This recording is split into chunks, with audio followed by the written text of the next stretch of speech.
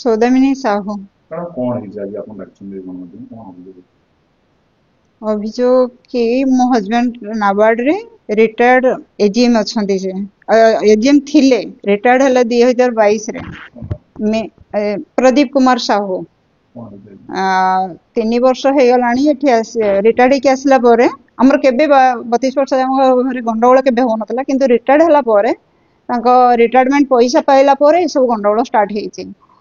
ଯେତେବେଳେ ସେ ମାନେ କାହା ସହିତ ଆମ ସହିତ ମିଳାମିଶା ବନ୍ଦ କଲେ, ତାଙ୍କ ଘରକୁ କେବଳ ଗଲେ ଭାଇ ଭଉଣୀ ଆଉ ତାଙ୍କ ବାପା ମା ଏମାନଙ୍କ ସାଙ୍ଗ ସହିତ ରହିଲେ। ସେଠୁ ଯିବେ କଣ ଶୁଣିବେ କଣ ନାହିଁ, ଏଠି ଆସି ଗଣ୍ଡଗୋଳ କରିବେ। ମାନେ ଆସ୍ତେ ଆସ୍ତେ ବିହେଭିୟର ସବୁ ଚେଞ୍ଜ ହେଲା। ମତେ ସେଇ ଜିନିଷ ଆଶ୍ଚର୍ଯ୍ୟ ବି ଲାଗିଲା, ଯୋଉ ଲୋକ ଦିନେ ବଡ ପାଟି କରୁନଥିଲା, ପିଲାଙ୍କୁ ଦିନେ ବଡ ପାଟି କରୁନାହିଁ, ସେ ଏଭଳିଆ ଏତେ ଚେଞ୍ଜ କଣ ପାଇଁ ହେଲା। ଏଇ ଜିନିଷ ପଚାରିଲା ବେଳକୁ ତା ଭିତରେ ଇନଭଲ୍ଭ ରହିଲା କି ମୋର ସାନ ଯା, ମୋର ସାନ ଦିଅର ସ୍ତ୍ରୀ। ତ ସିଏ କଣ କରିବ, ଫୋନରେ ସେଠି କଣ କଥାବାର୍ତ୍ତା ହେବେ, ଏଠି ଆସିକି ଲୁଚି ଛପିକି କଥା ହବା, କୌଣସି ସବୁ ଜିନିଷ ତାଙ୍କର ଡକ୍ୟୁମେଣ୍ଟ ମାନେ ବ୍ୟାଙ୍କ ଏଟିଏମ କାର୍ଡ ଠୁ ଆରମ୍ଭ କରି ସବୁ ଜିନିଷ ଲୁଚେଇବା ଷ୍ଟାର୍ଟ କଲେ। ଘରୁ ନେଇଗଲେ କୋଉଠି ନେଇକି ରଖିଲେ।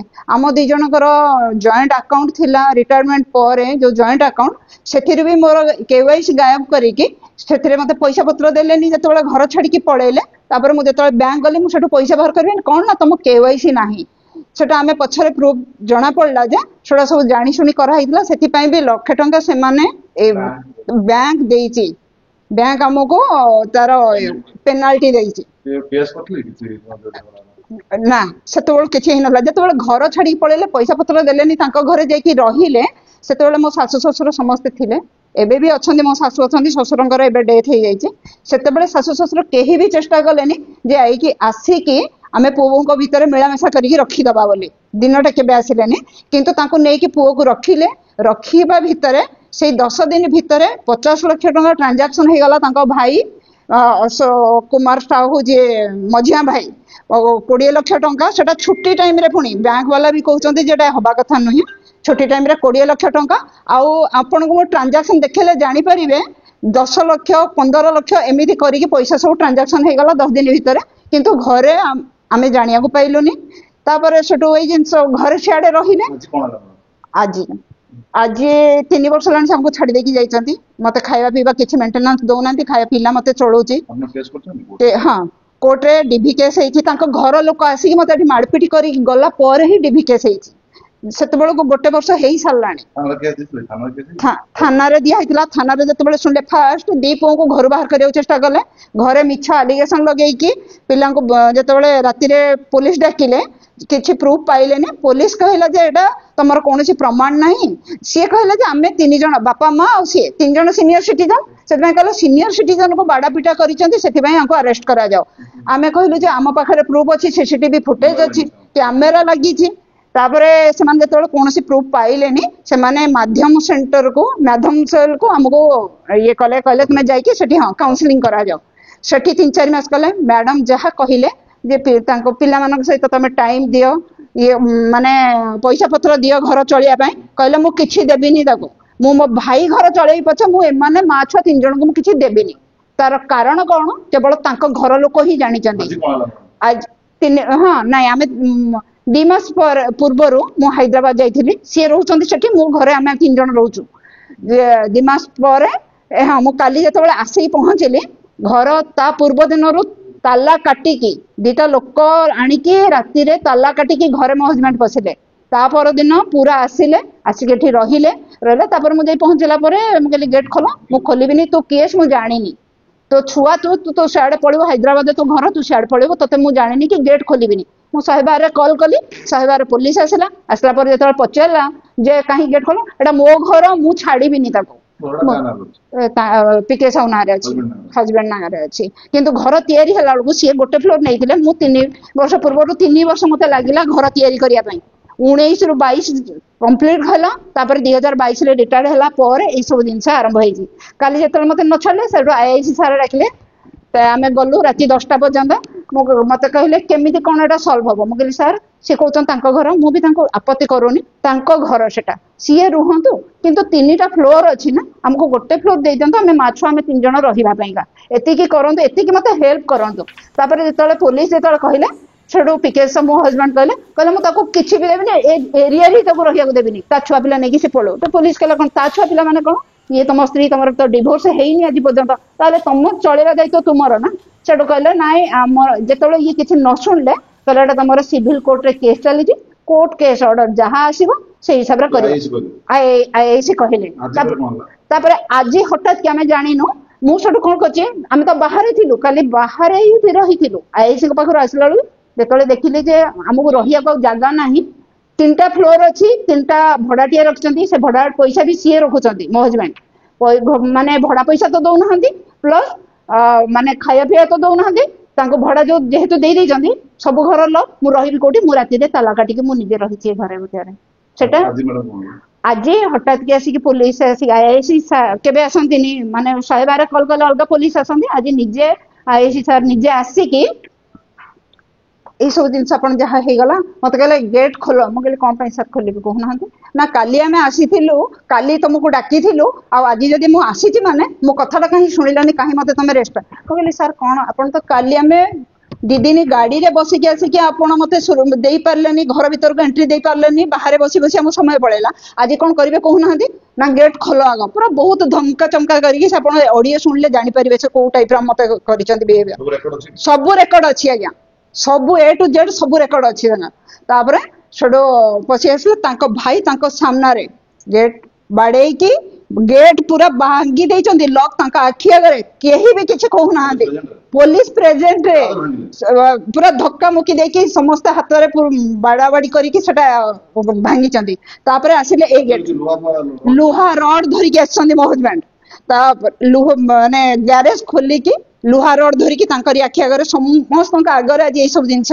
रड धरिकी आसिले सेठी रखिले पुलिस प्रेजेंट रे तापरे आसिकी मेन गेट मोर स्टील गेटा मुझे ठिया कौन सर कहतु किसी शुणा ना धक्का मुक्की करके स्टील गेट भी भांगी देइछन्ते आपण देखिपारंती सेटा भांगी देइछन्ते तापर हम कहली सर आपण आखि आगे एते जिनस हेई जाउची ना एटा तांको घर सी करि परिबे जेहेतु सी ओनर से मु कहली सर हमर एटा निजे एसी आईआईसी निजे कहिछन्ती निश्चय भय लगुच मुझे मत सुरक्षा कौन एटा गेटा सर कहतु जो भांगीदे आगे तार से माने होल्डिंग की कौन करें आम राति रही तल गेट भंगा ए गेट भंगा ऊपर छत गेट भी भंगा पूरा रोड भांगी जाइए कहले तुम्हें करदेव आ मो कथा कहीं शुण मो पाख कहीं आसबनी तुम्हें तुम कथा आम तो बुझीपारे तुम कथा बुझ पुलिस अच्छा आगे मो हजबैंड रड आणिकी बाड़ा बाड़ी करुँच सबू जिनस आको जदि पुलिस थाई के हमको ये ताले सुरक्षा किए से दबा आज्ञा हाँ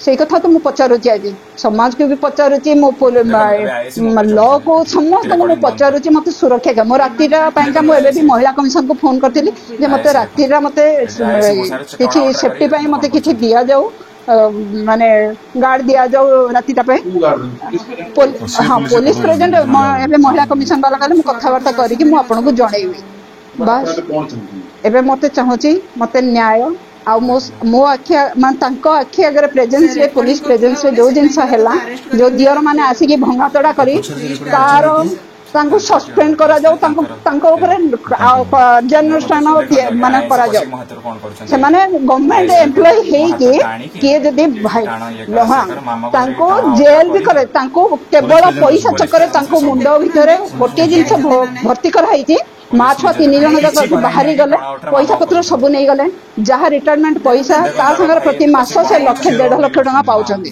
सब केते दूर ठीक से समस्त एबे पुलिस अगर जो आसूची से समाज कह केते दूर ठीक पिला मानू घरे रखिबे स्त्री को घर बाहर करदेबे तमे बाहर रहिबो घर भड़ा मु रखिबी ए एरिया रे तुमको पुरे देबी ए जिंस तांको भाई माने थाई कि ए सब जिंस हेची पुलिस सामना रे कौन स्टेप ना कि एत जाए तो किसी भी सेफ ना मत सुरक्षा दि जाऊ मत राति जामती आम कटेबू आम कौ अवस्था अच्छी देखु आज्ञा सब जिन एगुड़ा भांगी से मेन गेट काटिले ताला काटी सब घर लॉक काटिकी घरे पसंद पुलिस जानी कंप्लेन देली तथापि भी किसी माने एगुड़ाक सर किसी ना सबा भांगी मोर एटा जदि लुहा गेट भांगी पारुछन्ते एटा मोर केती प्रोटेक्शन सेति पई मु एगुड़ा सब एगुड़ा करके रखिछि कौन करी मो छुआ को कुआड़े जी पुलिस कौन सब गेट चाबी पकईदेवी समस्त बाहरी पड़ा तुम तो घर अच्छी बापा भाई भूणी समस्त अच्छा तमें रहीपर कि मो पाखे मुझे जी राति अधरा कहतु मो पिला को मारिया रहीबार अधिकार नहीं कौटी सार लरे कही माँ पाखे तो छुआ रही पारे माँ ठू छुआ को अलग कराहब गोटे सब शुणे जदि रेकर्डिंग गोटे कथा छुआ रही स्त्री रही एटू घर छाड़ी जीव एटा मो भाई माने मो आनिकी मो लोक रखी स्वामी कहूँ स्वामी को जदि प्रति मास तुम 1.5 लाख टंका भाई भौणी की मिलूँ कहार घर छात पड़िया लक्ष लक्ष टंका दिया होची से माने केबे भी कहार घर चला होची सब प्रकार पैसा सुविधा कराए बड़ भाई राज स्त्री छुआ छाड़ीदेला एवं एका हो गला तो सब पैसार किए तार नौ किए तार सुविधा नौ से सुविधाटा नवा भाई को कैप्चर करके रखाई कि कौन कर पिला छुआ स्त्री चले हाँ सेटा चलिए पूरा कहते मुझे पाठ पढ़ी जाइए पिला चलेब मुझे कथा आईएएस आगे कहली पिला तुम्हें मत बाहाई दिल ना पिला मत कहीं तुम्हें मो ड्यूटी तुम्हें मत चलेबार दायित्व तुमर थिला किंतु मो पिलांकर नुह किंतु भगवान आशीर्वाद 3 वर्ष है मो पिला मत चलाउछंती मेडिकल खर्च सब जिनस देह पा भल मंद सब मैडम एबे गोटा था कोंतु पुलिस प्रेजेंट जदी भंगा जाउची आपण केते दूर सेफ भाबुजे निजु पिला चले किछि भी हमें सेफ ना हो कोनोसी इयर भी हमें सेफ ना हो एबे हमको सेफ्टी के कहा कथा लेबे फोन ले कहा सहित कथा हेबी मो भाबुची डीसीपी को संगे कथा हेबी महिला कमिशन सहित कथा हेली से कहले मु तुमको आईएएस को सहित मुझे आईएएस को सामने तो आज एयरपोर्ट थाना आईएएस को सामने सब तो आपण मत कौन मो कथा है तुमको जनाऊँ मुझे मैडम आप खाली मुझे एति हेल्प मागुची मत आज राति मत सेफ्टी मत माने गार्ड दिंतु मो सेफ्टी से हेल्प मागुची कहले मुझे जनइबी आपको